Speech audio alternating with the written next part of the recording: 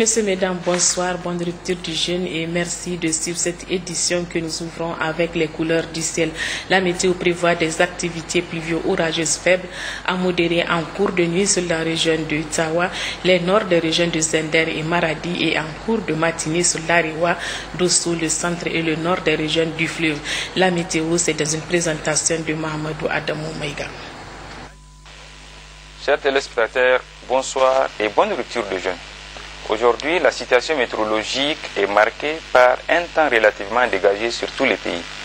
On note cependant la présence d'une légère suspension de poussière sur Agadez et sur le département d'Arlit. Cet après-midi, quelques cellules orageuses ont fait leur apparition là sur le nord de la région des Indes, précisément sur Tesker et sur le massif de l'Aïe.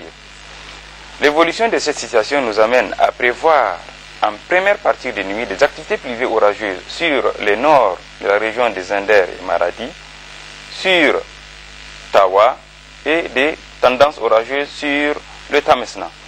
Et en deuxième partie de nuit, toujours des activités pluvio-orageuses sur l'Arewa, le centre et le nord des régions du fleuve. Et pour la matinée de demain, c'est un ciel couvert par des nuages moyens sur les régions du fleuve, l'Ader et le sud du pays. Passons à présent aux heures de lever et coucher du soleil sur certaines localités de notre pays. Ainsi, le soleil se lèvera demain matin à 5h40 à Bilma, à 5h47 à Ngigmi, à 5h49 à Difa, à 5h53 à Ménesoroa, à 5h58 à Gouré, à 6h03 à Gadez, à 6h04 à Zender, à 6h06 à Magaria, à 6h12 à Maradi, à 6h17 à Tawa, à 6h19 à Birninkoni, à 6h29 à Dosso, à 6h29 à Gaïa, à 6h32 à Niamey et 6h33 à Tilaberi. Il disparaîtra à l'horizon sur ces mêmes localités à 18h40 à Difa, à 18h40 à Ngigmi, à 18h43 à Maïnesoroa, à 18h49 à Bilma, à 18h51 à Gouré, à 18h55 à Magaria, à 18h56 à Zender, à 19h03 à Maradi, à 19h05 à Agadez, à 19h11 à Birninkoni, à 19h13 à Tawa, à 19h15 à Gaïa, à 19h18 à Dosso, à 19h23 à Niamey, enfin à 19h27 à Tilaberi. C'est tout pour cette page météo. Au revoir et à demain, Inch'Allah. Les fidèles musulmans du Niger ont célébré hier nuit la nuit du destin. Cette nuit correspond au 27e jour du jeûne du mois du Ramadan. Laylatul Qadri représente pour le musulman un moment très important car cette nuit offre des mérites et des récompenses énormes aux fidèles. Le résumé de la célébration de cette nuit dans quelques mosquées à Niamey avec nos reporters Djouari Siaka et Issoufou Samaïla.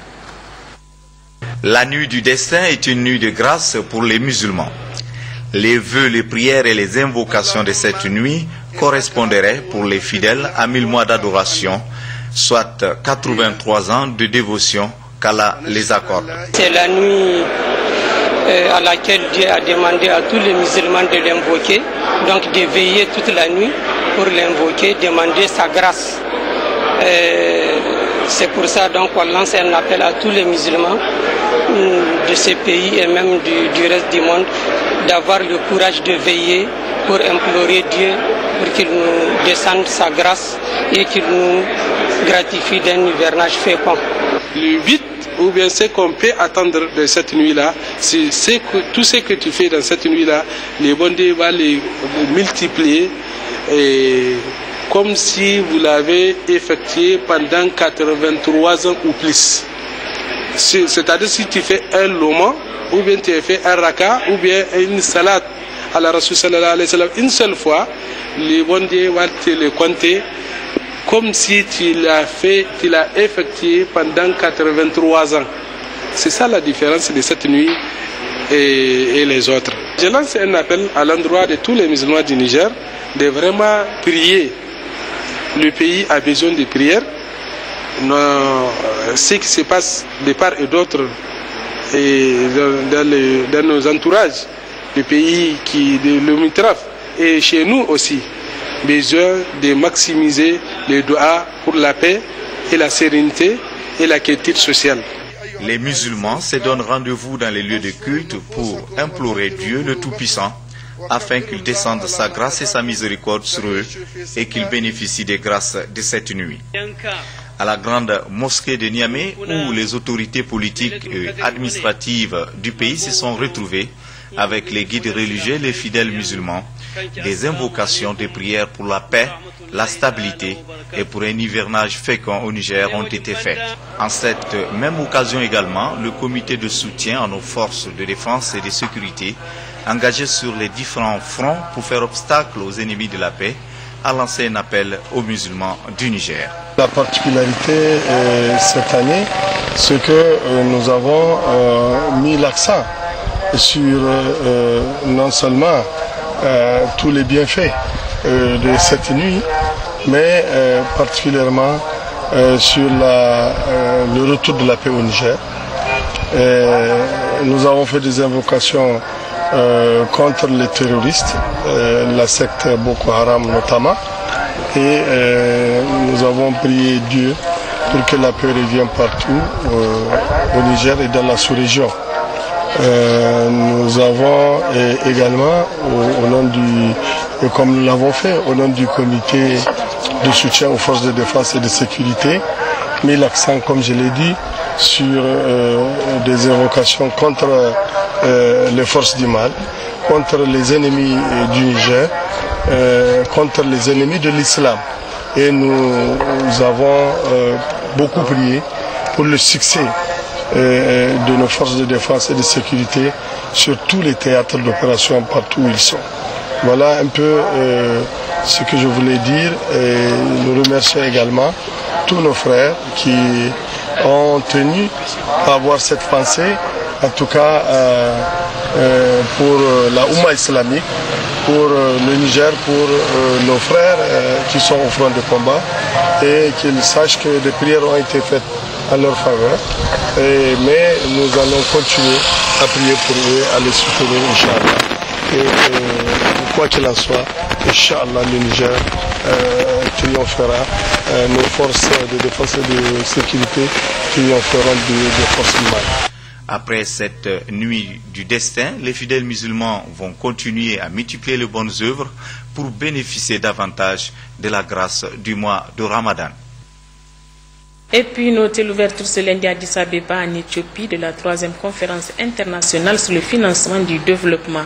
Plusieurs chefs d'État et de gouvernement, dont le Premier ministre Brigitte Rafini, prennent part à cette conférence prévue pour 2 jours. Le compte rendu de nos envoyés spéciaux, Mohamed Ali et Askou Jibrilla. La séance solennelle d'ouverture présidée par le Premier ministre éthiopien Haïlé Mariam Selassie s'est déroulée en présence notamment du secrétaire général des Nations Unies Ban Ki-moon et a été marquée toute la journée par les interventions des chefs de délégation ayant exprimé leur vision sur les mécanismes mis en œuvre afin d'assurer un développement durable dans le monde. Depuis la dernière conférence, des progrès ont été réalisés, note la plupart des délégués. La pauvreté a été réduite de moitié et l'aide au développement multipliée par 2. Toutefois, reconnaissent d'autres délégués, de nombreux objectifs du millénaire sont encore en souffrance. Pour sa part, le Premier ministre Brigitte Rafini a ajouté la dimension sécuritaire aux préoccupations exprimées par les uns et les autres. Au Niger, a-t-il fait remarquer, nous avons compris depuis longtemps qu'il n'y a pas de développement sans sécurité. Le Niger pense que toute recherche de solutions aux problèmes de développement durable doit nécessairement inclure une dimension sécuritaire, a déclaré Brigitte Rafini. Le Niger, a-t-il précisé, aspire aujourd'hui à la mise en place des systèmes et des conditions permettant d'asseoir les bases d'un développement durable et inclusif. Pour conclure, le Premier ministre a fait 3 propositions à la conférence. Elles seront discutées au cours des tables rondes thématiques programmées en marge des plénières. Au cours des travaux de cette 3e conférence internationale sur le financement du développement, le Premier ministre Brigitte Rafini a intervenu ce lundi devant les délégués sur le thème de la conférence. Voici l'intégralité de son discours.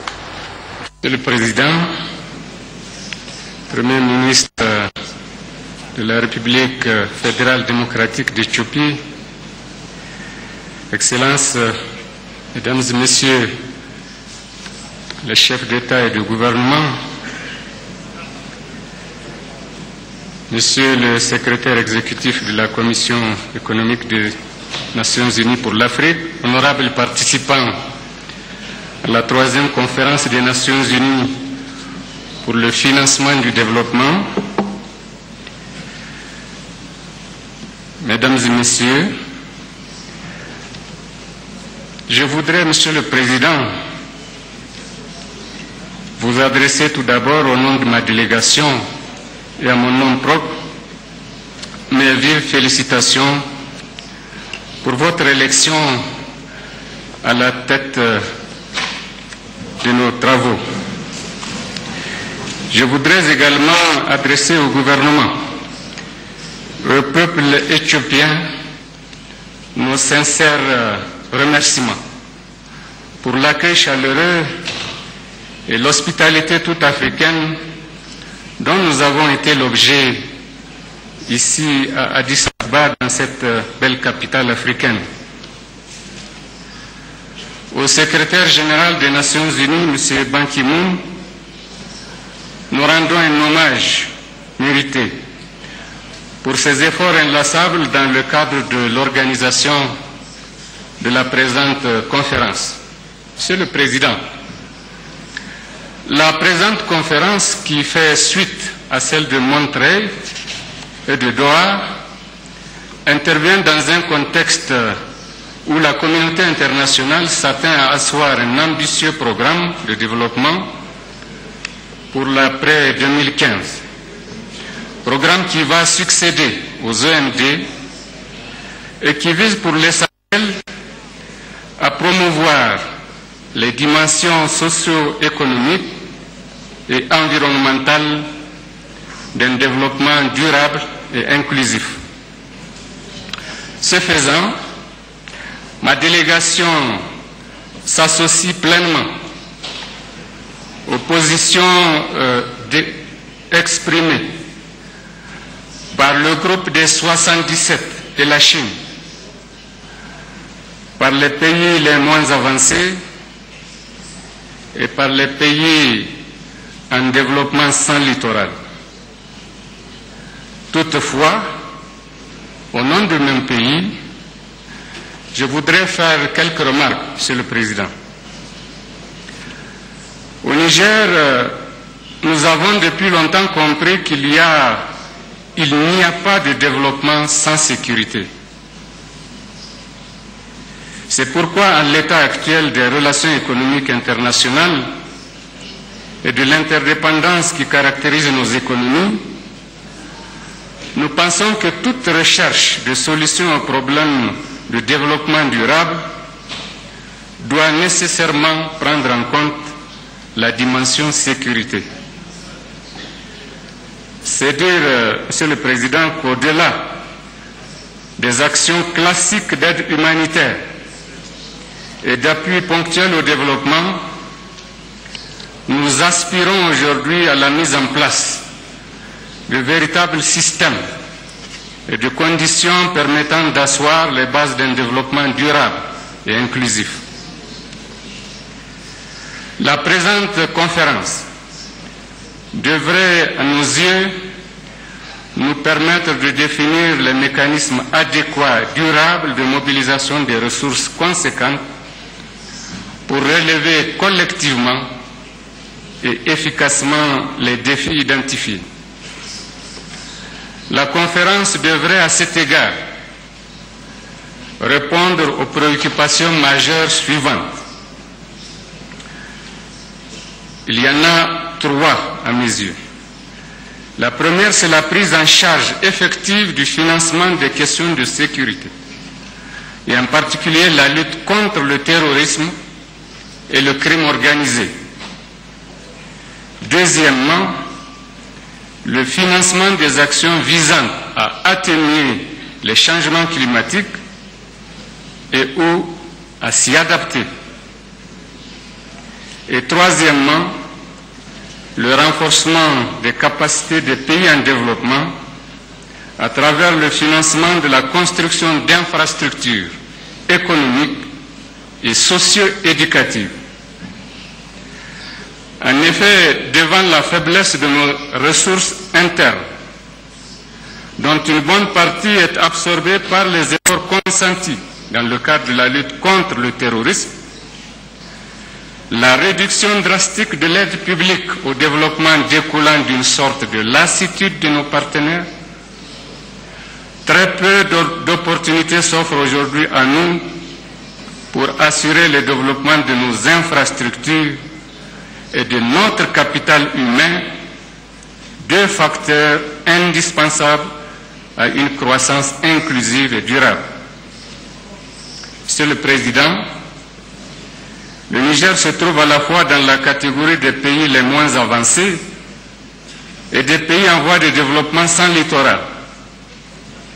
Il mène néanmoins des réformes pertinentes en matière institutionnelle et de finances publiques et des actions hardies en matière de bonne gouvernance, de lutte contre la gouvernance, contre la corruption, de lutte contre le blanchiment des capitaux, le trafic illicite de tout genre et l'enrichissement illicite. Ces efforts méritent d'être reconnus à leur juste valeur par les partenaires à travers une allocation de ressources accrues.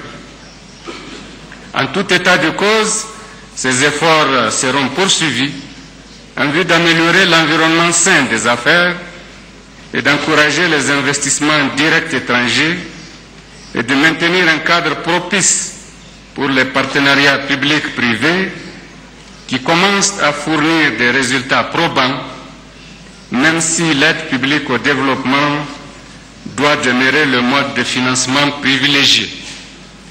Monsieur le Président, je termine mon propos en formulant le vœu ardent de voir nos travaux couronnés de succès avec l'adoption d'un document négocié comportant des engagements concrets et précis pour le financement du développement durable. Sur ce, je vous remercie infiniment de votre aimable attention.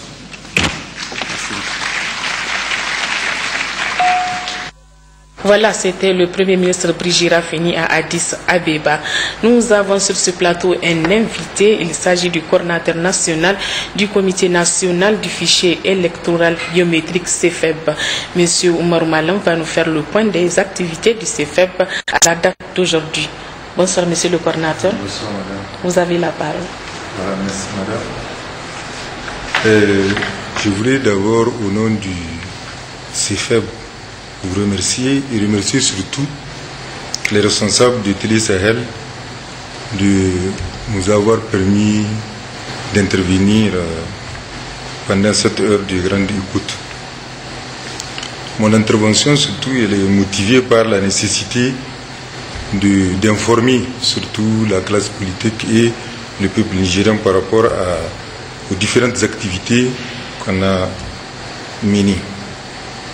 Donc, comme vous le savez, notre mission, c'est d'élaborer le fichier électoral qui sera utilisé pour les échéances 2016.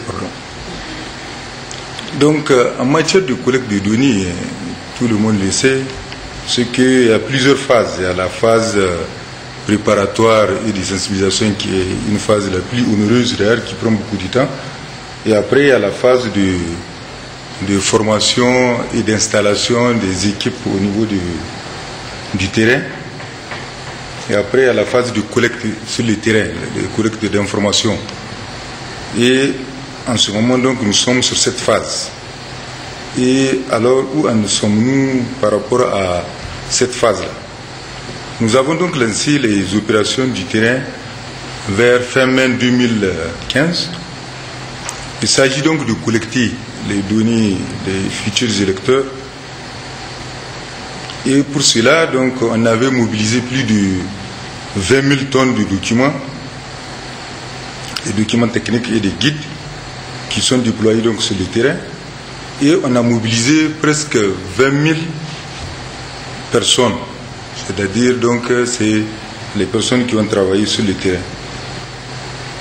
La collecte donc des données des électeurs, c'était une collecte porte à porte, donc ça veut dire que les agents recenseurs passent porte à porte pour les recensements, si vous voulez, sur toute l'étendue du territoire. Nos structures, actuellement, elles continuent à travailler sur le terrain pour l'établissement des listes électorales. Parce qu'après les fiches, il faut transvaser ces informations-là sur ce qu'on appelle les listes électorales et constituer les bureaux de vote. Donc, à la date d'aujourd'hui, en tout cas, comme on l'a communiqué déjà, puisque hier on a fait un point de presse, 7,5 millions de personnes ont été recensées, selon donc les données qui nous ont été transmises du terrain. Ce nombre est très important parce que, en réalité, on a prévu à peu près 8,5, selon le recensement général de la population, 8,5 millions, si vous voulez, de Nigériens qui auront l'âge en 2016 de voter. Donc vous voyez, on a à peu près un niveau de réalisation de à peu près 90%. Mais malgré tout, on n'est pas satisfait parce qu'il y a certaines zones jusqu'à présent, surtout au niveau de Niamey et d'Ifa, on constate qu'on n'atteint pas jusqu'à présent les 60%. Parce que vraiment, on pense qu'à partir de 60%, c'est acceptable. Malgré que l'inscription sur la liste est volontaire. Mais le cas de Difa, on peut le comprendre parce que c'est une zone d'insécurité. Il y a une bande qu'on n'a pas pu, en réalité, il y a même la population qui a quitté même. Donc c'est une bande, si vous voulez, qui est inaccessible. Mais le cas de Niamey, c'est le cas de Niamey qui est un peu inquiétant. Et ça aussi, il y a une explication. On sait que Niamey, la majorité de la population de Niamey, c'est des fonctionnaires et des commerçants. Donc, au moment du passage des agents des censeurs, on n'arrive pas à trouver les gens de leur ménage. Et c'est ça qui a fait que, et malheureusement, c'est là la loi, malheureusement, l'inscription sur la liste, elle est volontaire, d'accord, mais il faut la présence physique de l'individu.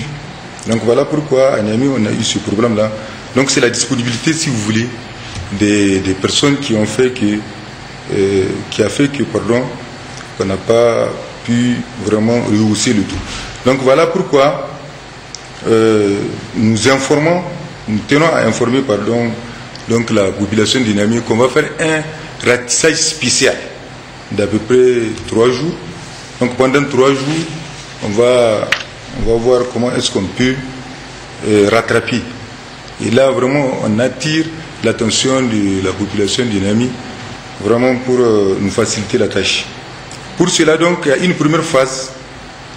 Cette première phase, ça va nous permettre d'identifier les zones où vraiment où il y a eu moins de ménages touchés. Et après, il y a une deuxième phase. Donc, cette première phase, c'est du 15, 16 et 17. Donc à partir de demain. Et maintenant, la deuxième phase où vraiment on va faire les recensements. C'est-à-dire, donc on va placer des brigades au niveau des communes, et au niveau des chefs du quartier. Et les personnes qui n'ont pas été recensées peuvent donc prendre contact, attache avec ces brigades-là parce qu'obligatoirement, il faut qu'on retourne dans les ménages. On ne fait pas des recensements au niveau de la commune ou bien au niveau chez les chefs du village, ou bien du quartier, pardon. Donc, nous invitons vraiment les citoyens de la région de Niamey pour nous faciliter cette tâche. Malgré que, vous savez, l'inscription elle est volontaire. Malheureusement, au Niger, l'inscription elle est volontaire. Ailleurs, c'est obligatoire. Mais ici, c'est volontaire. Bon, donc, on ne peut pas obliger les gens à le faire. Mais quand même, on fait appel à leur civisme. Et donc, le message que je voudrais porter à la connaissance donc, de la population de la région de Niamey. Donc c'est vraiment de nous faciliter la tâche entre 18, 19 et 20 pour rehausser le taux à peu près, maintenant on est à peu près à 59% pour rehausser ce taux-là.